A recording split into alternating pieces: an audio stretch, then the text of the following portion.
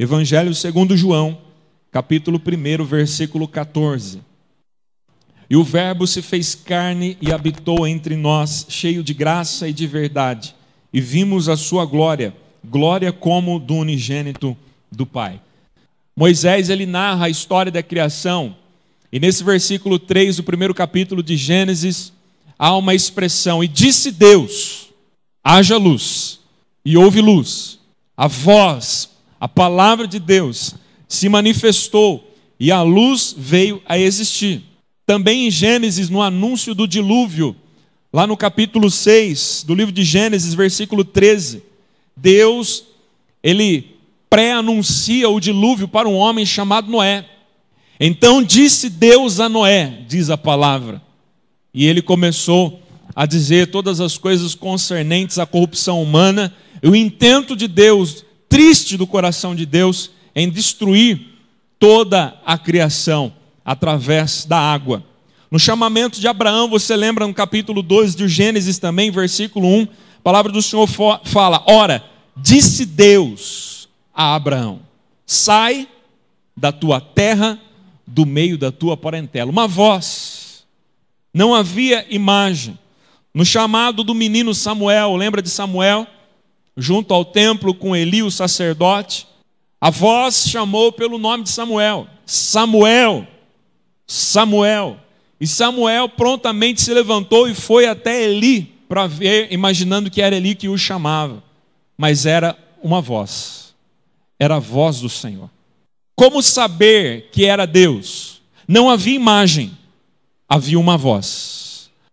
E dando aqui um salto grande na história, já no Novo Testamento, nós encontramos João Batista. João Batista, os dias a qual ele viveu, estavam próximos de uma ação sem precedente na história humana. Uma ação de Deus, uma intervenção divina. E nos dias de João Batista era o fim de um período e o início de um novo período, de um novo testamento, onde a voz tomaria forma, onde a voz receberia um formato humano, onde a voz encarnaria no ser humano. O apóstolo Paulo chama esse tempo de João Batista de plenitude do tempo. Vamos ver lá em Gálatas, capítulo 4, versículo 4 e 5. Olha só como é que o apóstolo Paulo denomina esse tempo. Vindo, porém, a plenitude do tempo. O que é plenitude do tempo?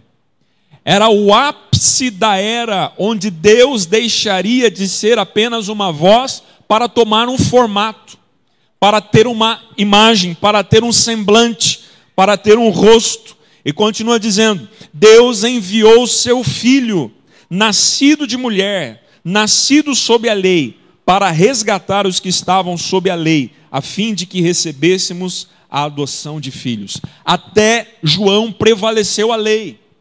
Até João se ouvia a voz. Depois de João, através do pré-anúncio, através da voz, a voz haveria de se tornar ser humano, habitar no nosso meio. E a voz, tomando forma humana, o Messias, nos resgataria da maldição da lei e nos transportaria ao reino de Deus, como filhos de Deus. Então esse é um período muito importante da história humana. Tanto é verdade que a história humana é dividida antes de Cristo e depois de Cristo. O Natal é a comemoração da encarnação do Deus Altíssimo em figura humana. O Natal é essa celebração, onde nós podemos glorificar ao Senhor, por Ele ter se esvaziado, assumido a forma humana e vir para nos resgatar de todo o pecado.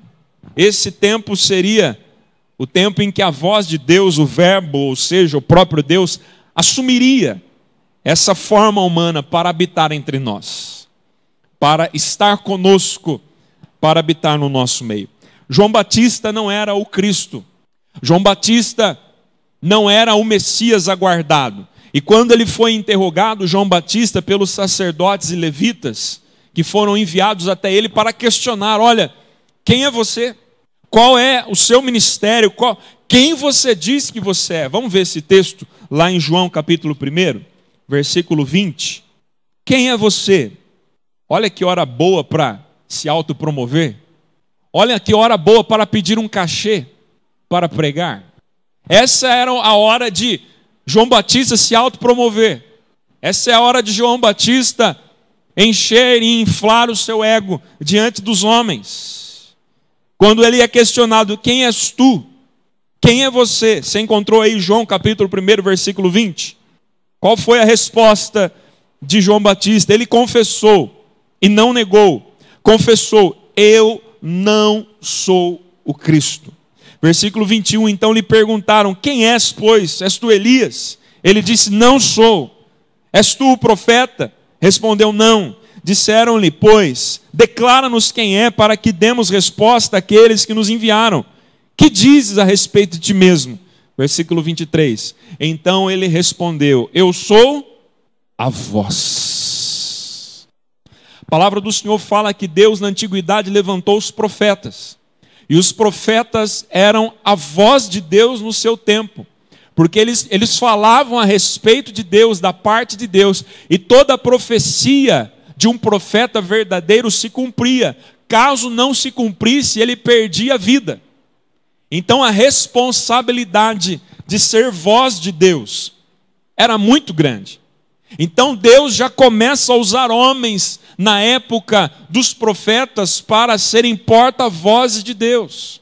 Até que João ele diz, eu sou a voz. Como ele utiliza o texto profético de Isaías para dizer a respeito da voz que clama no deserto. E ele usa esse texto dizendo assim, eu sou a voz do que clama no deserto. Endireitai o caminho do Senhor, como disse o profeta Isaías. Eu sou aquele que vai adiante daquele que vem, da qual eu não sou digno de desatar-lhe as sandálias, que é mais poderoso do que eu. Ele vai iniciar uma nova era. Ele vai iniciar com vocês, conosco, uma nova aliança. Não sou eu o Cristo. Eu sou apenas a voz. Sobre João Batista, Jesus, ele também faz uma declaração. Em Lucas capítulo 7, versículo 26, fala assim a palavra. Jesus dizendo, sim, que saístes a ver? Um profeta? Sim, vos digo, e muito mais que profeta.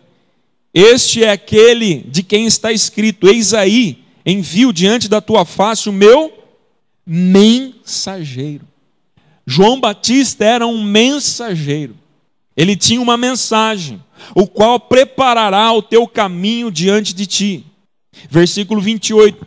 E eu vos digo, entre os nascidos de mulher, ninguém é maior do que João, mas o menor no reino de Deus é maior do que ele. Olha só que testemunho que Jesus dá a respeito do seu precursor, a respeito desse mensageiro. Deus está terminando uma etapa, está iniciando uma jamais vista anteriormente. O próprio Deus virá, e o próprio Deus já está no nosso meio. Ele já nasceu, e ele vem, e ele inicia o seu ministério. E quando Jesus é batizado por João Batista, lá no Rio Jordão, a palavra do Senhor diz que as nuvens, de entre as nuvens veio uma voz, que declarou, este é o meu filho amado, em quem eu tenho muito prazer, em quem eu me comprazo. Jesus era o Cristo, João Batista era apenas um mensageiro, o precursor do ungido, do Messias, do Cristo.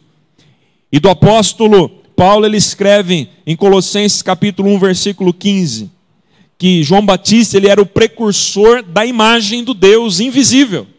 A imagem do Deus invisível, primogênito de toda a criação.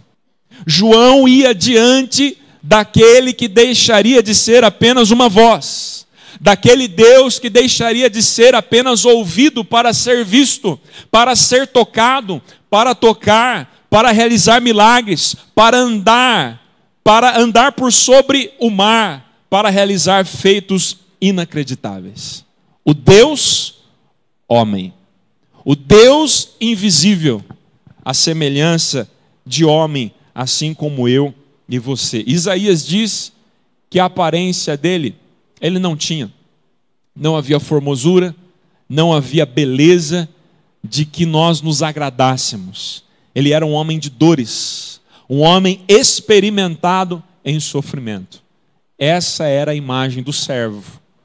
Essa era a imagem do Deus que agora possuía uma voz e uma imagem. Imagina como deveria ser o semblante do mestre. Como era o olhar de Cristo, irmão? E eu digo para você que nesta terra ele esteve como homem. Não havia aparência.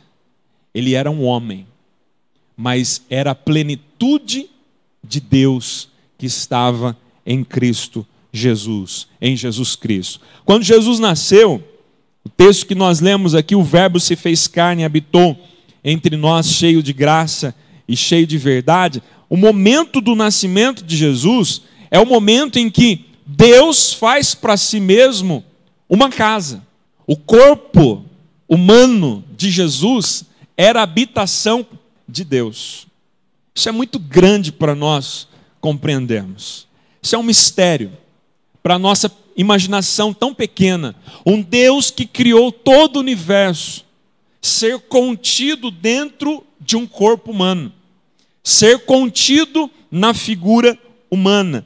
Deus estava, o Verbo estava edificando para si mesmo uma casa. E a presença do Verbo entre nós, a presença da voz, agora seria visível, seria palpável. Lembra de Tomé? Tomé quis colocar os seus dedos nas feridas do Mestre para reconhecer que ele havia ressuscitado. E Jesus diz para ele: Tomé, pode pôr, põe a mão, o seu dedo nas minhas mãos, nas minhas feridas, põe a sua mão no meu lado e você verá que eu sou o Senhor. E quando ele faz isso e testifica, ele chama Jesus de meu Deus e meu Senhor. O nosso Senhor Jesus, ele é todo-poderoso. Amém, amado? Mas continua dizendo o versículo 14 de João, capítulo 1. E vimos a sua glória. O Verbo habitou entre nós. O Verbo se fez carne, habitou entre nós. Aí continua dizendo, e vimos a sua glória. Nós vimos a glória. A glória é como do unigênito do Pai. Paulo, ele escreve a respeito de Jesus Cristo. Convido você a abrir em Colossenses 2:9. O que Paulo fala a respeito de Jesus? Porquanto nele habita corporalmente toda a plenitude da divindade. Consegue entender isso? Você consegue entender um Deus se esvaziando para assumir a forma humana, apenas com um propósito: de servir o ser humano caído, de servir o ser humano pecador. Jesus não está limitado a um presépio, Jesus não está limitado a uma lembrança de uma data no final do ano, mas Jesus é o nosso Senhor. Ele nos comprou pelo preço do seu sangue, porque Jesus, nascendo da Virgem Maria, ele foi gerado pelo Espírito Santo, isso é a natureza de Deus, mas sendo gerado por Maria, ele também recebe a natureza humana, para ser apto para nos salvar. Jesus viveu como homem. Jesus viveu como homem perfeito, sem nenhum pecado. Ele veio numa forma frágil e ele foi tomando vida. Mas ele foi vencendo cada etapa, não como Deus, mas como homem. Porque só vencendo como homem perfeito, ele poderia salvar a humanidade. Não é um Deus que morreu, mas foi um homem perfeito que morreu. Você está entendendo isso? Então o Natal é muito mais do que as propagandas materialistas e capitalistas tentam nos oferecer, tentam nos vender. Nele habita corporalmente toda a plenitude da divindade. Deus habitar conosco é algo muito glorioso para nós, é algo muito tremendo para nós, é uma notícia. Realmente é um evangelho, é uma boa notícia, uma notícia espetacular, o Verbo encarnado, o Verbo que se fez carne. E essa sempre foi a vontade de Deus. A vontade de Deus sempre foi habitar com o homem. Você lembra do Éden? Deus ele vinha toda a viração do dia, toda a tardezinha, para ter uma comunhão mais íntima com Adão. O desejo de Deus sempre foi habitar no meio de um povo que o adorasse. Um povo que tivesse livre arbítrio para o adorar. O Senhor continua procurando um povo assim. Mas nós conhecemos o Éden, o homem foi expulso por causa do pecado. Mas Deus, ele levanta Moisés. E para Moisés, ele dá uma direção. Eu quero que você abra em Êxodo comigo para nós vermos qual direção foi essa. Êxodo 25, versículo 8. Qual é a palavra de Deus direcionada a Moisés para todo o povo? E me farão um santuário, para que eu possa fazer o quê? Habitar no meio deles. Eu preciso de um santuário. O Senhor não tinha um santuário para habitar no meio do homem. Então Deus ele vai dando toda a maquete, toda a planta, vai dando todos os detalhes para que fossem construídos o tabernáculo, a fim de tipificar a pessoa de Cristo, o homem perfeito. Tudo perfeitamente instruído com cada representação, apontando para o homem perfeito que viria. Porque somente assim Deus poderia habitar no meio do povo sem o destruir, sem o exterminar. E quando todos os detalhes estão prontos, a palavra do Senhor diz que Deus ele falava com Moisés no tabernáculo. Ali Deus se manifestava. Ali no tabernáculo era um lugar de adoração e um lugar de encontro. Era a tardezinha novamente do Éden que estava em gotículas sendo representadas. Quando o homem quisesse chegar até Deus, ele chegava até Moisés, e Moisés no tabernáculo ouvia Deus falar. O tabernáculo era a representação de que Deus estava no meio do seu povo. O tabernáculo mudava de lugar enquanto o povo peregrinava, até que Davi estabelece Jerusalém como a sede de Israel, como a capital. E ele intenta fazer o que para Deus? Construir um templo, uma casa fixa, um lugar que não mais seria movido de um lado para o outro acompanhando o seu povo, haja vista que o povo agora tinha uma nação. E Deus fala para Davi: Davi, você não construirá, as suas mãos estão cheias de sangue, mas o teu filho construirá no seu lugar. Deus dá toda a planta. Davi, inspirado por Deus, deixa tudo pronto para Salomão apenas edificar o templo. E a palavra do Senhor em Crônicas, no capítulo 7, termina a conclusão da oração. E após essa oração, a fumaça, a glória invadiu a ponto dos sacerdotes não conseguirem entrar no templo. E após essa celebração, Salomão vai para o palácio, vai dormir, e Deus aparece para ele em sonho, dizendo: olha, Salomão, eu ouvi a tua oração. E todas as vezes, se o meu povo que se chama pelo meu nome, todas as vezes que ele pecar, mas ele se humilhar e se converter dos seus maus caminhos e orar a mim, eu o ouvirei e sararei a sua terra. Deus agora estava habitando num templo, em pedras, até que um dia aparece na Galileia um homem andando com sandálias de couro para não ferir os seus pés, aproximando-se do rio Jordão. E aquele homem era um homem diferente, a ponto de João Batista, o seu primo, parar e apontar e dizer: eis o Cordeiro de Deus que tira o pecado do mundo. Deus voltou a se manifestar. Após tanto tempo de silêncio, onde a voz não era mais ouvida, agora, além de ouvirmos a voz, nós o vemos. A glória do unigênito do Pai. Deus visitou o seu povo. Irmão, isso é glorioso. Agora esse Deus está interagindo com eles. Esse Deus está, como homem, dividindo o pão, multiplicando o pão, tocando em leprosos e os leprosos sendo curados, realizando milagres. Jesus era a habitação do Deus vivo. Amém, meu amado? Essa sempre foi a vontade de Deus, habitar no meio do seu povo. E hoje, após Jesus nascer, crescer, morrer e ressuscitar e subir aos céus. Onde está Deus? Jesus disse, olha, convém que eu vá, porque se eu for, o Senhor enviará o Consolador. E sabe onde Ele está, irmão? Onde Deus habita? Dentro de nós. Hoje nós somos esse santuário.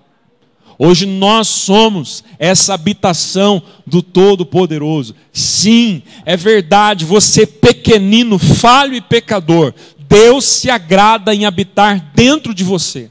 Deus está trabalhando, preparando, gerando homens e mulheres, meu amado, a fim de que possam clamar segundo a orientação da oração que Ele ensinou. Venha o teu reino. Seja feita a tua vontade. Porque fazer esta oração, venha o teu reino, essa oração é a mesma coisa de convidar Deus para vir morar na terra. É uma oração muito ousada. Venha o teu reino. Quando nós oramos, venha o teu reino, nós estamos convidando o Senhor. Nós estamos falando para Deus, volte. O Senhor veio como homem e a promessa do Senhor é voltar.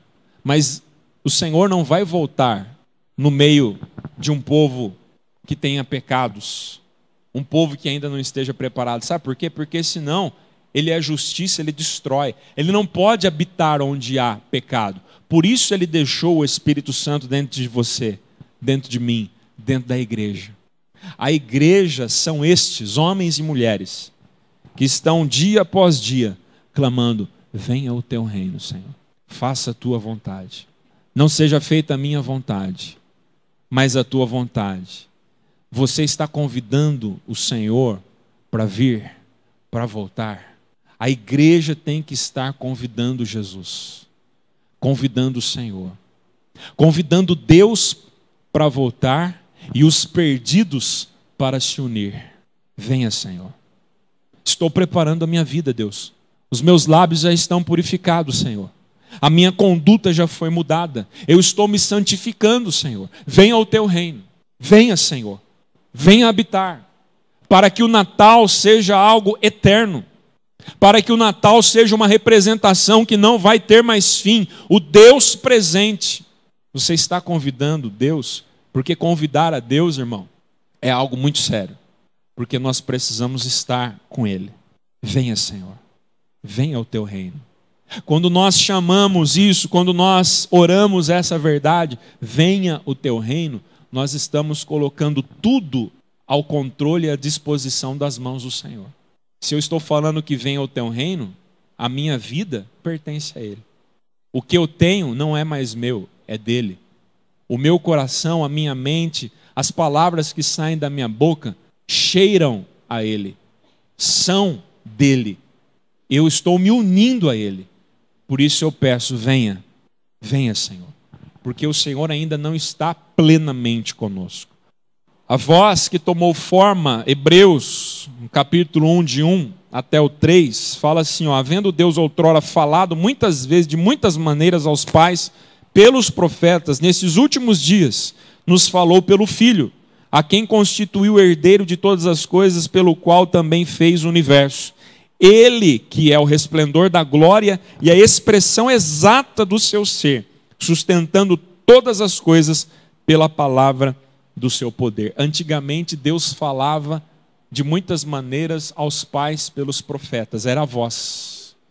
Mas nos tempos dos hebreus, a qual foi escrita a carta aos hebreus, Deus havia falado pelo Filho. E Deus hoje continua falando pelo Filho. Tudo que nós precisamos ser é a imagem do Filho. Você vê Jesus? Estou falando aqui que antes apenas era a voz. E a voz tomou forma. Mas nós não vemos Jesus. Porque Jesus morreu. É verdade, sim, Ele ressuscitou. Durante 40 dias ressurreto, Ele esteve na terra, mas Ele subiu aos céus. De onde Ele aguarda para descer segunda vez e buscar o seu povo, a sua igreja, para reinar no seu reino aqui na terra. Mas nós não vemos Jesus. E nós não veremos mais com o corpo que Ele teve nessa terra. Ele receberá, assim como nós, um corpo glorificado. O corpo de Jesus, assim como o nosso corpo, será glorificado.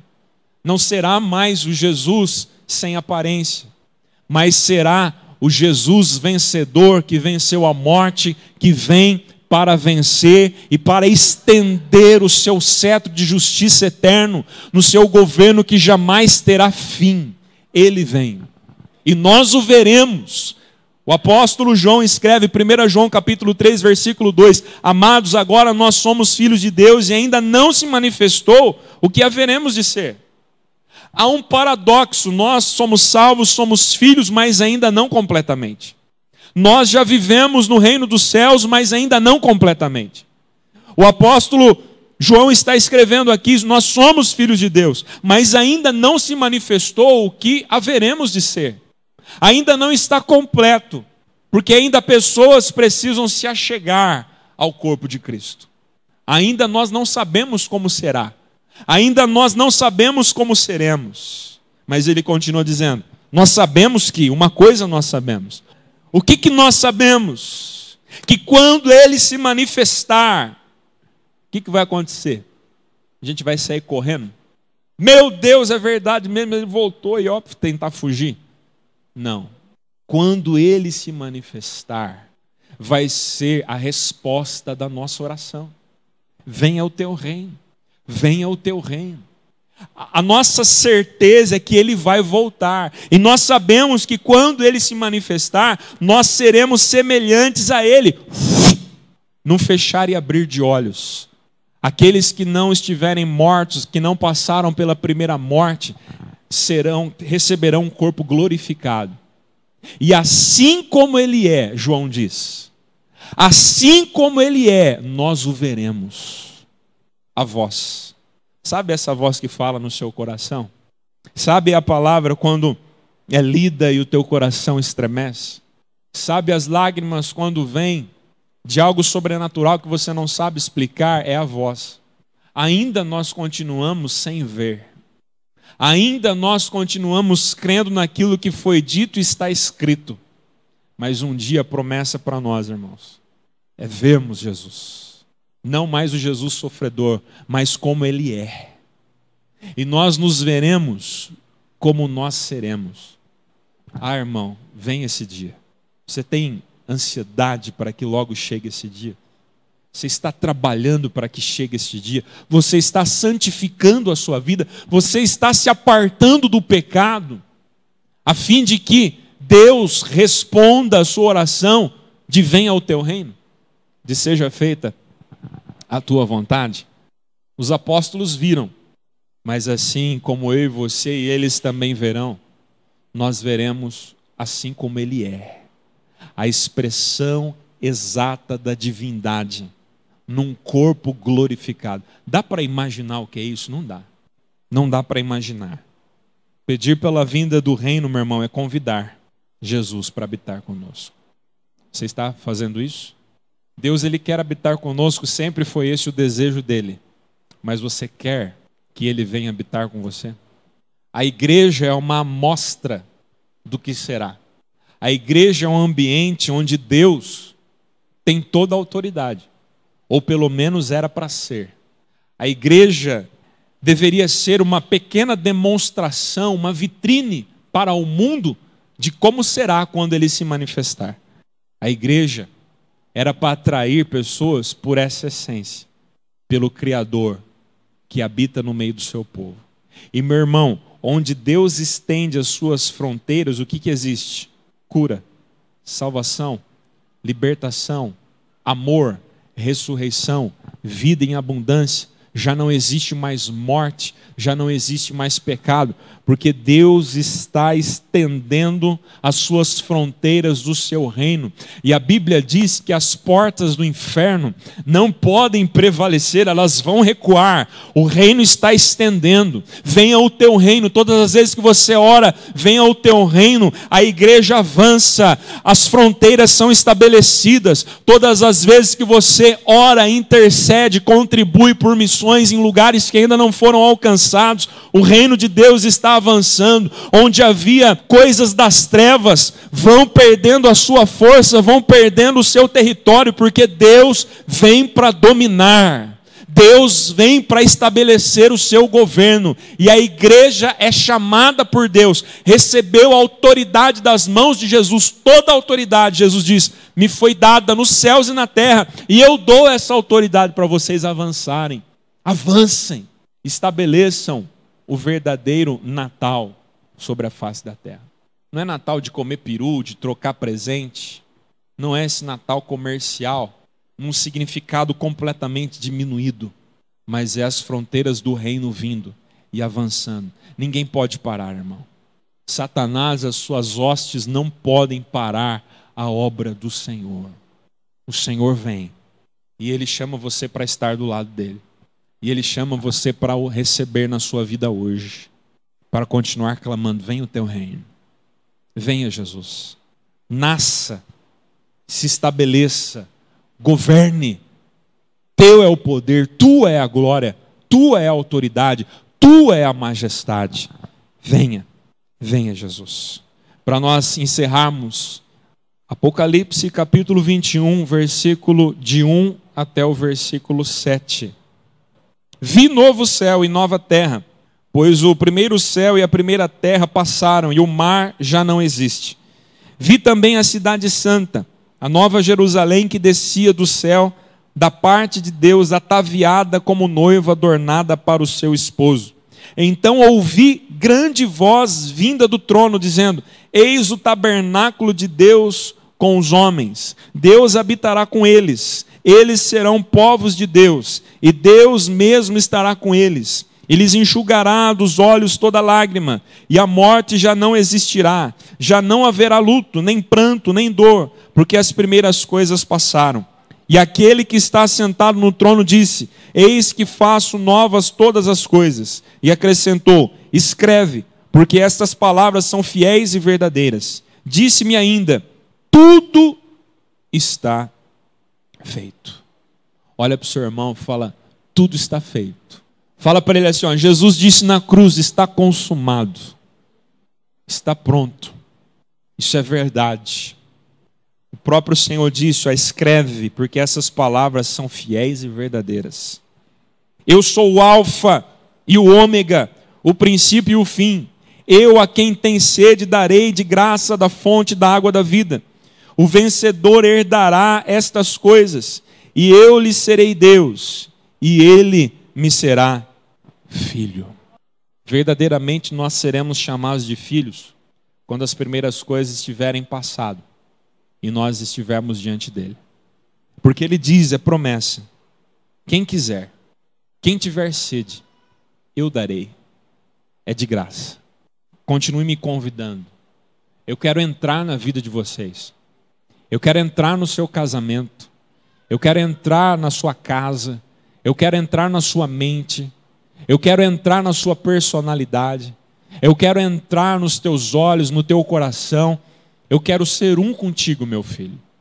E quando tudo tiver passado e tudo novo se fizer, não haverá mais morte, não haverá choro, não haverá sofrimento. Porque o Verbo habitou conosco. Ele veio tomar essa posição. Ele veio tomar essa iniciativa. E ele nos ensinou a pedir para que ele volte segunda vez. Feche os teus olhos. Senhor, nós te damos graças, porque, ó Deus amado, o Senhor veio, o Senhor se esvaziou da divindade para assumir a forma humana de servo. O Senhor habitou no nosso meio, sofreu as mesmas dores, padeceu, ó Deus, os mesmos sofrimentos que nós. O Senhor jamais pecou. E sofrimentos inimagináveis na cruz o Senhor suportou por nós, como homem, como ser humano perfeito. E sabemos que hoje o Senhor ressuscitou, o Senhor está na glória dos céus no porvir, aguardando o tempo de o Senhor voltar, aguardando o clamor da igreja que dia e noite, sem cessar, nos quatro cantos da terra, clamam e choram e gemem por causa da injustiça, por causa do sofrimento, por causa da violência, por causa, Senhor, ó Deus, do pecado, das trevas, da podridão, do gênero humano corrupto. E, ó Deus, a tua igreja clama: venha o teu reino, estabeleça o teu reino, seja feita a tua vontade. Estão te convidando, nós estamos te convidando, Senhor. Habita conosco, Senhor, porque este é o teu desejo, nós sabemos que é, e também é o nosso desejo. Por isso nós queremos preparar o lugar, queremos, ó Deus, colocar a nossa vida à disposição do teu governo a cada dia. Venha sobre nós, Senhor, venha o teu reino, seja feita a tua vontade. Mais do que, ó Deus, um banquete, mais do que comida, mais do que festas, mais do que presentes, o Natal, ó Deus, é, ó Deus, a data onde nós relembramos que o Senhor, o Deus Altíssimo, nasceu em forma humana para nos resgatar da condenação do pecado e para habitar no nosso meio. Te damos graças, ó Deus, por tão grande mistério, por tão grande milagre, por tão grande maravilha. No nome de Jesus, nós oramos e te agradecemos. Amém, Senhor. E graças a Deus. E o povo de Deus diga amém.